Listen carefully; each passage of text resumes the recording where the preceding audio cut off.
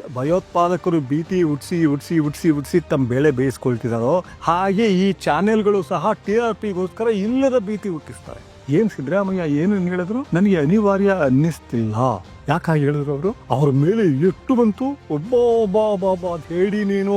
ಈಗ ಬೇರೆ ಮುನೀರ್ ಅಂತ ಒಬ್ಬ ಬಂದಿದ್ದಾನೆ, ಅವನೇ ದೊಡ್ಡ ಭಯೋತ್ಪಾದಕ ಇದ್ದಂಗೆ. ನಾನು ಯಾವಾಗ ಯುದ್ಧ ಬೇಕಾಗಿತ್ತು ಅಂತ ಹೇಳಿದ್ರೆ ಪಾಕಿಸ್ತಾನ ಆರ್ಮಿ ಹೇಳ್ಬೇಕಾಗಿತ್ತು.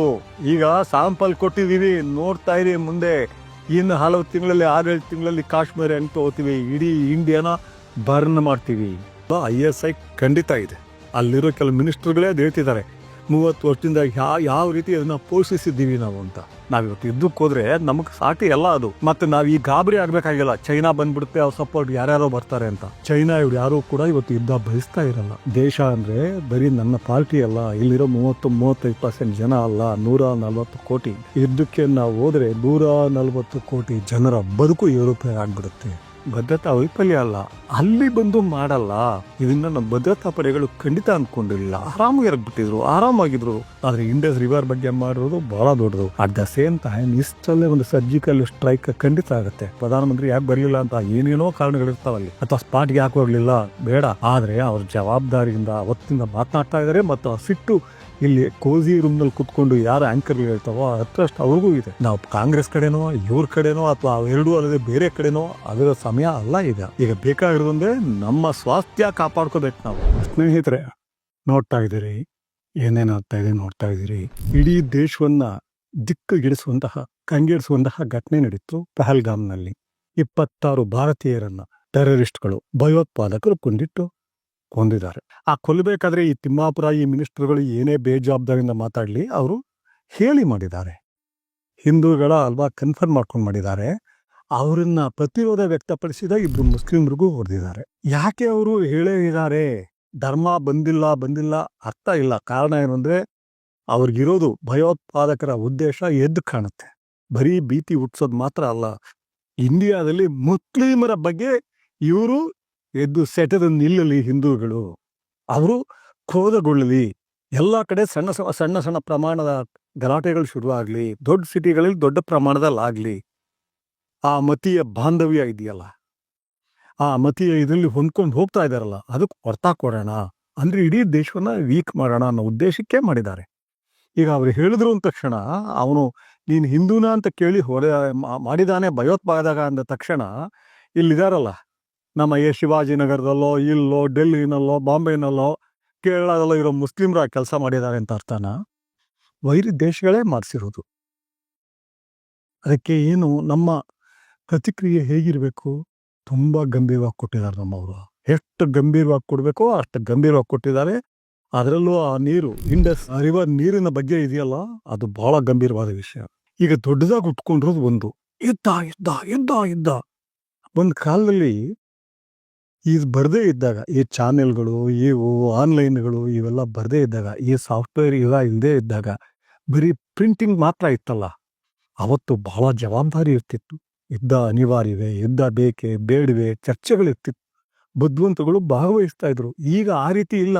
ಭಯೋತ್ಪಾದಕರು ಭೀತಿ ಹುಟ್ಟಿಸಿ ತಮ್ಮ ಬೆಳೆ ಬೇಯಿಸ್ಕೊಳ್ತಿದ್ದಾರೋ ಹಾಗೆ ಈ ಚಾನೆಲ್ಗಳು ಸಹ TRPಗೋಸ್ಕರ ಇಲ್ಲದ ಭೀತಿ ಹುಟ್ಟಿಸ್ತಾರೆ. ಅವ್ರ ಮೇಲೆ ಯುದ್ಧ ಮಾಡಿದ್ರೆ ನಾವು ಮುಳುಗೋಗ್ತೀವಿ. ಏನ್ ಸಿದ್ದರಾಮಯ್ಯ ಏನು ಹೇಳಿದ್ರು ನನಗೆ ಅನಿವಾರ್ಯ ಅನ್ನಿಸ್ತಿಲ್ಲ. ನೆಕ್ಸ್ಟ್ ಬಿಡಿ, ಶಾಂತಿ ಬೇಕು ಅದು ಇದು ಪಕ್ಕ ಇಡೋಣ. ಯಾಕಾಗಿ ಹೇಳಿದ್ರು ಅವರು? ಅವ್ರ ಮೇಲೆ ಎಷ್ಟು ಬಂತು, ಒಬ್ಬ ಅಂತ ಹೇಳಿ ನೀನು ಅಲ್ಲೂ MLA ಆಗಬೇಕು, ನೀನು ಅಲ್ಲೂ ಜಮೀನ್ ತಗೋಬೇಕು, ನೀನು ಅಲ್ಲೂ ಇದು ಮಾಡ್ಬೇಕು. ಏನ್ ಅಸಹ್ಯ ಇವೆಲ್ಲ. ಯಾಕೆ ಸಿದ್ದರಾಮಯ್ಯ ಹೇಳಿದ್ದನ್ನ ನಾನು ಒಪ್ತೀನಿ. ನಾನು ಕಾಂಗ್ರೆಸ್ ಪರ ಇವತ್ತು ಯಾವ ಪೊಲಿಟಿಕಲ್ ಪಾರ್ಟಿ ಅವರನ್ನು ಅಲ್ಲ, ಕಾಂಗ್ರೆಸ್ ಮೊದಲೇ ಅಲ್ಲ. ಕಾಂಗ್ರೆಸ್ ಸರಿ ಇದ್ದಿದ್ರೆ ದೇಶ ಹೋಗೋ ರೀತಿನೇ ಬೇರೆ ಇರ್ತಿತ್ತು. ಇವತ್ತು ಈ ಸಮಸ್ಯೆಗಳು ಬಹಳ ಕಡಿಮೆ ಇರ್ತಿದ್ದು. ಆದ್ರೆ ಸಿದ್ದರಾಮಯ್ಯ ಹೇಳಿದ್ದನ್ನ ನಾವು ಒಪ್ಕೊಳ್ಳೋದು ಕಾರಣ ಏನು ಅಂದ್ರೆ, ಅವ್ರು ಮುಖ್ಯಮಂತ್ರಿ ಅಂತ ಅಲ್ಲ, ನನ್ನ ರೀತಿಯ ಕುಟುಂಬದಿಂದ ಅವ್ರಿಗೆ ಗೊತ್ತಿದೆ ಯುದ್ಧ ಅಂದ್ರೇನು. ಎಲ್ಲೋ ಯುದ್ಧ ಅಂದಾಗ ಅಲ್ಲಿ ಬಾರ್ಡರ್ ನಡೆಯೋದಲ್ಲ, ಇಲ್ಲಿ ಹೇಗೆ ನರಳಿ ಬಿಡ್ತಾರೆ. 1973 ವಾರ್ನಲ್ಲಿ 1 ವರ್ಷ ಹೇಗೆ ನರಳಿದ್ರು ಜನಗಳು ಅದೆಲ್ಲ ಗೊತ್ತಿದೆ ಅವ್ರಿಗೆ. ನನಗೆ ಗೊತ್ತಿದೆ, ನಾನು ಚಿಕ್ಕವನು ಆದ್ರೂ ನನಗೆ ಗೊತ್ತಿದೆ. ಇಷ್ಟೆಷ್ಟು ನರಳಿಬಿಟ್ರು ಜನಗಳು. ರಾತ್ರಿ ಹೊತ್ತು ಎಲೆಕ್ಟ್ರಿಸಿಟಿ ಇರಬಾರ್ದು, ಊಟ ಕಡಿಮೆ ಮಾಡಬೇಕು, ಬಹಳ ಇದಾಗಿ ತಗೋಬೇಕು, ಆದಷ್ಟು ಮಿಲಿಟರಿ ಮೇಂಟೈನ್ ಮಾಡಬೇಕು. ಇವತ್ತಿನ ಯುದ್ಧ ಏನಾಗ್ತದೆ? ನಲ್ಗಿ ಹೋಗ್ತಾವ ದೇಶಗಳು. ಅವರು ಪಾಕಿಸ್ತಾನ ಈಗಾಗಲೇ ಎಷ್ಟು ನರಳಬೇಕೋ, ಬೆಂದು ಹೋಗ್ಬೇಕೋ ಅಷ್ಟು ಬೆಂದು ಹೋಗಿದೆ ಮತ್ತು ಪ್ರಕ್ಷುಬ್ಧ ಪರಿಸ್ಥಿತಿಯಲ್ಲಿದೆ. ಆ ಘನತೆನೇ, ದೇಶ ಅನ್ನೋ ಘನತೆನೇ ಕಳ್ಕೊಂಡ್ಬಿಟ್ಟಿದೆ. ಅದನ್ನ ಯಾರೂ ಸಹ ಗಂಭೀರವಾಗಿ ತಗೊಳಕ್ಕಾಗಲ್ಲ ಅನ್ನೋಷ್ಟು ಘನತೆ ಕಳ್ಕೊಂಡ್ಬಿಟ್ಟಿದೆ. ಈ ಕ್ಷಣದವರೆಗೂ ನಾವು ನಮ್ಮ ದೇಶದಲ್ಲಿ ಏನೇ ಮಾತಾಡ್ಲಿ, ಯಾವುದೇ ಕೋಮುವಾದ ಅಂತ ಹೇಳಿ, ಭ್ರಷ್ಟಾಚಾರ ಅಂತ ಹೇಳಿ, ನಮಗೇ ಗೊತ್ತಿಲ್ಲದ ಹಾಗೆ ಇಲ್ಲಿ ಡೆಮಾಕ್ರಸಿ ಬಲವಾಗಿ ಬೇರೂರ್ಬಿಟ್ಟಿದೆ.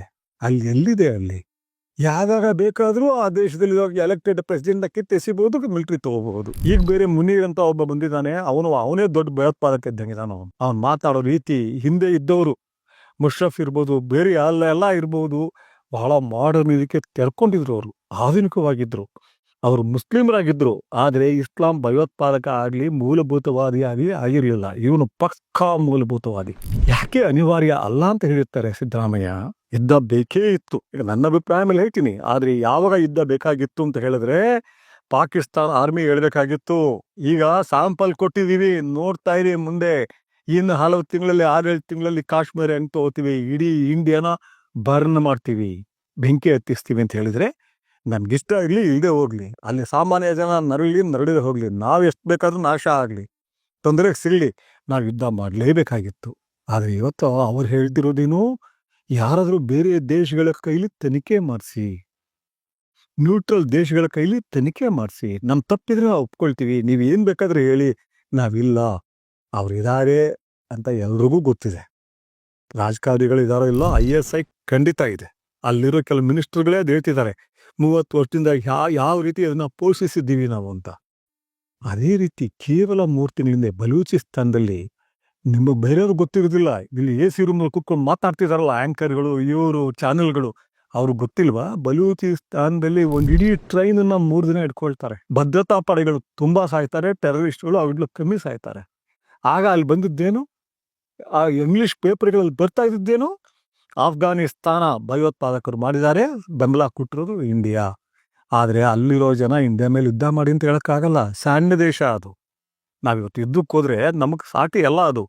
ಮತ್ತು ನಾವು ಈ ಗಾಬರಿ ಆಗಬೇಕಾಗಿಲ್ಲ, ಚೈನಾ ಬಂದ್ಬಿಡುತ್ತೆ, ಅವ್ರ ಸಪೋರ್ಟ್ ಯಾರ್ಯಾರೋ ಬರ್ತಾರೆ ಅಂತ. ಚೈನಾ ಇವ್ರು ಯಾರೂ ಕೂಡ ಇವತ್ತು ಯುದ್ಧ ಬಯಸ್ತಾ ಇರಲ್ಲ. ಈಗ ಸಿದ್ದರಾಮಯ್ಯನ ಬಿಟ್ಬಿಡಿ, ಮೋದಿ ಅವರು ಐಡಿಯಾಲಜಿಕಲ್ ಆಗಿ ಹೇಳೋದಾದ್ರೆ, ನಾನು ಖಂಡಿತ ಆ ಪಕ್ಷದ ಬಗ್ಗೆ ಅಷ್ಟು ಒಲವಿಲ್ಲ. ನನಗೆ ಸೈದ್ಧಾಂತಿಕವಾಗಿ ನನಗಷ್ಟು ಒಲವಿಲ್ಲ. ಆದರೆ ಅಲ್ಲಿ ಕೂತಿದಾರಲ್ಲ ಮನುಷ್ಯ, ಆ ಮನುಷ್ಯ ಏನು ನಿರ್ಧಾರ ತಗೋಬಹುದು ಅಂತ ಆಲೋಚನೆ ಮಾಡೋಷ್ಟು ಸ್ಪಷ್ಟತೆ ಇದೆ. ಅವ್ರಿಗೆ ಗೊತ್ತು, ದೇಶ ಅಂದರೆ ಬರೀ ನನ್ನ ಪಾರ್ಟಿ ಅಲ್ಲ, ಇಲ್ಲಿರೋ 30-35% ಜನ ಅಲ್ಲ, 140 ಕೋಟಿ. ಯುದ್ಧಕ್ಕೆ ನಾವು ಹೋದರೆ 140 ಕೋಟಿ ಜನರ ಬದುಕು ಏರೋಪ್ಲೇನ್ ಆಗ್ಬಿಡುತ್ತೆ. ಸಿಗಬಾರ್ದ ಕಷ್ಟಕ್ಕೆ ಸಿಕ್ಬಿಡ್ತಾರೆ. ಕೇವಲ 2-3 ತಿಂಗಳು ಸಾಂಪ್ರದಾಯಿಕ ಯುದ್ಧ ನಡೆದುಬಿಟ್ರೆ ತಿರುಗಿ ನಾವು ಲೆವೆಲ್ಗೆ ಬರಬೇಕಾದ್ರೆ ಎಷ್ಟು ವರ್ಷ ಬೇಕಾಗತ್ತೆ? ಹೋಗ್ಲಿ ಬಿಡಿ, 1-2 ದಶಕ. ಏನು ನಾನ್ಸೆನ್ಸ್ ಅದು. ಅವ್ರಿಗೆ ಗೊತ್ತು, ಈ ಮಾತಾಡ್ತಿದಾರಲ್ಲ ಅವ್ರು ಯುದ್ಧಕ್ಕೆ ಹೋಗಲ್ಲ, ಅವ್ರ ಮನೆಯವ್ರು ಹೋಗಲ್ಲ, ಅವ್ರ ಇದಕ್ಕೆ ಕೂಡ ಹೋಗಲ್ಲ, ಇದನ್ನು ಬಳಸ್ಕೊಂಡು TRP ಹೆಂಗೆ ತಗೋಬೇಕು. ಈಗ ನನಗೆ ಯುದ್ಧ ಖಂಡಿತ ಇಷ್ಟ ಇಲ್ಲ. ಯಾಕೆ? ನಾನು ಹೋಗ್ತೀನಿ ಯುದ್ಧಕ್ಕೆ, ನಾನು ಕರೀತಾರ? ನನ್ನ ಏಜಿಗೆ ಕರೆಯಲ್ಲ. ನನ್ನ ಮಕ್ಳು ಹೋಗ್ತಾರಾ? ಇಲ್ಲ. ನನ್ನ ಮೊಮ್ಮಕ್ಳು ಹೋಗ್ತಾರಾ? ಇಲ್ಲ. ಹಾಗಾದ್ರೆ ನನಗೆ ಹೇಳಿ ಅಂತನ?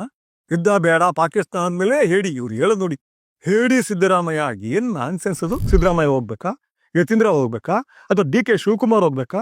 ಅಲ್ಲಿ 1,30,00,000 ಯೋಧರು ಇದ್ದಾರೆ. ಆ ಯೋಧರುಗಳು ನಮ್ಮಂತ ಕುಟುಂಬಗಳಿಂದನೇ ಬಂದಿರೋದು. ಅವರು ಸಾಮಾನ್ಯ ಕುಟುಂಬಗಳಿಂದ. ಅವರು ಹೋಗಿ ಆ ಸೈನ್ಯ ಸೇರಿದ್ರು ಅಂತ ಹೇಳ ನೀನು ಸಾಯಿಸು ಅಷ್ಟೇ ಅಲ್ಲ, ನೂರಾರು ರೀತಿಯ ಶಿಸ್ತಿನಿಂದ ದೇಶನ ಅವರು ಮೇಂಟೈನ್ ಮಾಡ್ತಾ ಇರ್ತಾರೆ. ಯೋಧ ಅಂದ ತಕ್ಷಣ ಅವನು ಹೋಗಿ ಇದ್ದು ಸಾಯ್ಬೇಕು ಅಥವಾ ಸಾಯಿಸ್ಬೇಕು ಅಂತ ಅನ್ಕೋಬೇಡಿ. ಒಳಗಡೆ ಕೂಡ ನಮ್ಮ ನೆಮ್ಮದಿಯಿಂದ ಇರೋದಕ್ಕೆ ಅವ್ರದೇ ರೀತಿ ನಮ್ಮನ್ನು ಕಾಪಾಡ್ತಾ ಇರ್ತಾರೆ. ಯುದ್ಧ ಅಂತ ಹೇಳೋದು ಬಹಳ ಸುಲಭ, ಅದು ಯುದ್ಧಕ್ಕೆ ಹೋದ್ಮೇಲೆ ಏನು ಬೇಕಾದ್ರೂ ಆಗಬಹುದು. ಆದರೆ ಇವತ್ತು ನಾವೆಲ್ಲ 135 ಕೋಟಿ ಜನ ಹೇಳಿದ್ರು ಮೋದಿಯವರು ಹೋಗಲ್ಲ. ಫಸ್ಟ್ ಅದನ್ನ ನೋಡಿ. ಈ BJP ಅವ್ರು ಮಾತಾಡ್ತಿದಾರಲ್ಲ, ಆ MP ಗಳು, ಲೀಡರ್ಗಳು, ಪಾಕಿಸ್ತಾನ ಸಾಬ್ರ ಬುದ್ಧಿ. ಏನು ಸಾಬ್ರ ಬುದ್ಧಿ ಕಲಿಸ್ತೀರಪ್ಪ? ಅಲ್ಲಿ ಪಾಕಿಸ್ತಾನದಲ್ಲಿ ಯಾರೋ ಅಂಗಡಿ ಮಾಡಿ ಇಟ್ಕೊಂಡಿರೋನು, ಆಟೋ ಓಡಿಸ್ತಾ ಇರೋನು, ಮೇಸ್ಟ್ರು, ಇವ್ರುಗಳು ಮಾಡ್ತಾರ. ISI ಮಿಲಿಟರಿ ಅವ್ರು ಉತ್ತರ ಕೊಡೋದು ಅಷ್ಟೇ. ಇಲ್ಲಿರೋರು ಯಾರು ಕೊಡೋದಿಲ್ಲ. ಅಥವಾ ಇಲ್ಲಿರೋ ಎಲ್ಲೋ ಹಿಂದೂಗಳು ಹೋಗ್ತಾರ ಅಲ್ಲಿ ಬಾರ್ಡರ್ಗೆ, ಈ MP ಗಳು ಹೋಗ್ತಾರ, ಅಲ್ಲಿ ನಿಂತ್ಕೊಂಡು ಅಟ್ಲೀಸ್ಟ್ ನೀರು ಕೊಡ್ತಾರ ಸೈನಿಕರಿಗೆ. ಏನ್ ನಾನ್ಸೆನ್ಸ್ ಇವು? ಯುದ್ಧ ಅಂದ್ರೆ ಏನ್ ಅಂದ್ಕೊಂಡಿದ್ದೀರಿ? ಇದಾಗಬಾರ್ದಾಗಿತ್ತು. 2 ವರ್ಷದ ಹಿಂದೆ ನನ್ನ ಮಗಳು ಮತ್ತು ಮೊಮ್ಮಗ, ಒಬ್ಬಳೇ ಮಗಳು ನನಗೆ, ಒಬ್ಬ ಮೊಮ್ಮಗ, ಆ ಇಬ್ಬರೂ ಸಹ ಅಲ್ಲಿ ಹೋಗಿರ್ತಾರೆ. ಅಲ್ಲಿಗೆ ಅದೇ ಸಮಯದಲ್ಲಿ ಬಚ್ಚನ್ ಮಗ, ಸೊಸೆ, ಮೊಮ್ಮಗು ಹೋಗಿರುತ್ತೆ.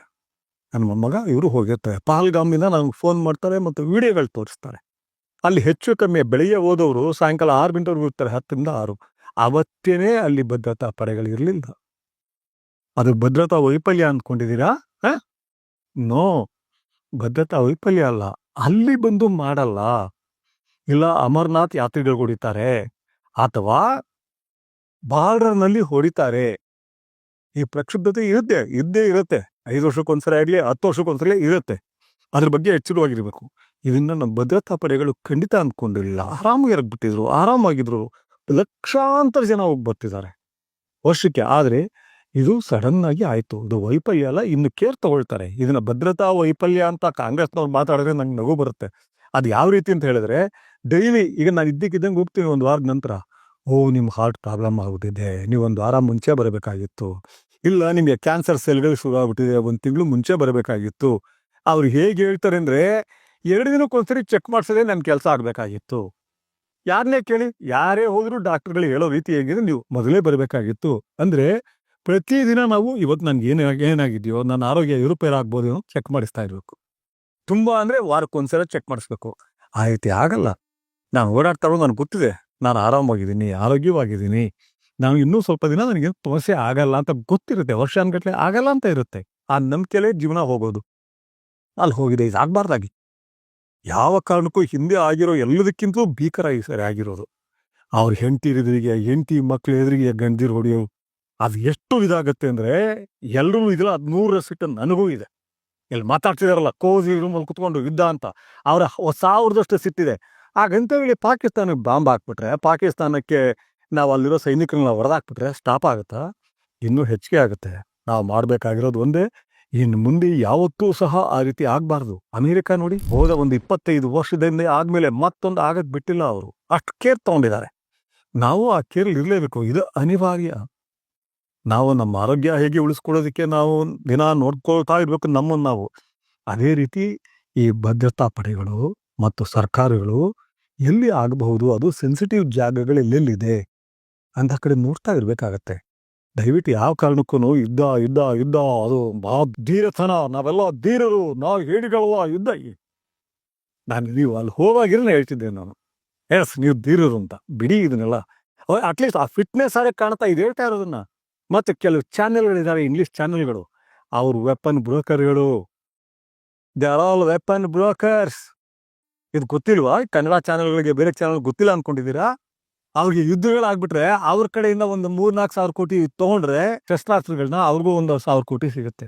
ಆ ಥರ ಇರೋದು ಓಪನ್ ಆಗಿ ಎಲ್ರಿಗೂ ಗೊತ್ತಿದೆ. ಅವರಂತೂ ಯುದ್ಧದ ಬಗ್ಗೆ ಹೇಗೆ ಹೇಳ್ತಾರೆ ಅಂದ್ರೆ, ಬೆಳಗ್ಗೆನೆ ಹೋಗಿ ಯುದ್ಧಕ್ಕೆ ಅಂತ. ಬಟ್ ನಾವೇನು ಮಾಡೋದಿಲ್ವಾ? ಈ ನೀರ್ ಬಗ್ಗೆ ಶುರು ಮಾಡಿರೋದು, ಅದು ಬಿಡಿ, ಬಾರ್ಡರ್ ಕ್ಲೋಸ್ ಮಾಡಿರೋದೆಲ್ಲ ದೊಡ್ಡದಲ್ಲ. ಆದ್ರೆ ಇಂಡಸ್ ರಿವರ್ ಬಗ್ಗೆ ಮಾಡಿರೋದು ಬಹಳ ದೊಡ್ಡದು. ಅಟ್ ದ ಸೇಮ್ ಟೈಮ್ ಇಷ್ಟಲ್ಲೇ ಒಂದು ಸರ್ಜಿಕಲ್ ಸ್ಟ್ರೈಕ್ ಖಂಡಿತ ಆಗುತ್ತೆ. ಅಲ್ಲಿ ಆ ಚೀಫ್ ಇದಾನಲ್ಲ, ಆರ್ಮಿ ಚೀಫ್, ಡರ್ಟಿ ಫೆಲೋ, ಕೊಳಕ. ಯಾವ ಮೂಲಭೂತವಾದಿನೂ ಅವನಷ್ಟು ಕೊಳಕ ಅಲ್ಲ. ಅವನು ಎಸ್ಕೇಪ್ ಆಗಿದ್ದಾನೆ. ಈಗ ನ್ಯೂಸ್ ಇರೋದೇನಂದ್ರೆ, ಅವನು ಇದು ಪಾಕಿಸ್ತಾನ ಬಿಟ್ಟು ಲಂಡನ್ನಲ್ಲಿದ್ದಾನೆ. ಕಾರಣ ಏನು? ಇವತ್ತು ತಾಂತ್ರಿಕ ಸಾಧನಗಳು ಎಷ್ಟು ಜೋರಾಗಿವೆ ಅಂದ್ರೆ, ಇರಾನ್ನಲ್ಲಿ ಒಬ್ಬನು ಹೊಡಿತಾರೆ, ಯಾರು? ಇಸ್ರೇಲ್. 1000 ಮೈಲಿ ದೂರದಲ್ಲಿ ಕುತ್ಕೊಂಡು ಹೊಡಿತಾರೆ. 4 ಮಹಡಿಗಳ ಒಂದು ಕಟ್ಟಡದಲ್ಲಿ ಅವನು 3ನೇ ಮಹಡಿಲಿ ಇರ್ತಾನೆ. ಕೆಳಗಡೆ 2 ಮಹಡಿಗೆ ಏನಾಗಲ್ಲ, ಮೇಲ್ಗಡೆ ಮಹಡಿಗೆ ಸ್ವಲ್ಪ ಡ್ಯಾಮೇಜ್ ಆಗುತ್ತೆ. ಅವನ ಜೊತೆಲಿದ್ದ 4 ಜನ ಹೊಡಿತಾರೆ. ಆ ಭಯ ಆತನಿಗೂ ಬಂದಿರುತ್ತೆ. And India is definitely capable.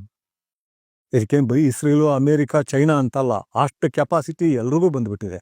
ಆ ರಿಸ್ಕ್ನ ಪಾಕಿಸ್ತಾನ ಖಂಡಿತ ತಗೊಳಕ್ ಆಗೋದೇ ಇಲ್ಲ. ಅದನ್ನು ಯಾಕೆ ಬಿದ್ದೇ ಬಿಡ್ತೀವಿ. ಬಿದ್ದಾಗ ಅದು ಸಂಪೂರ್ಣ ನಾಶ ಆಗುತ್ತೆ. ನಾವು ಸಿಗಬಾರ್ದ ತೊಂದರೆಗೆ ಸಿಗ್ತೀವಿ.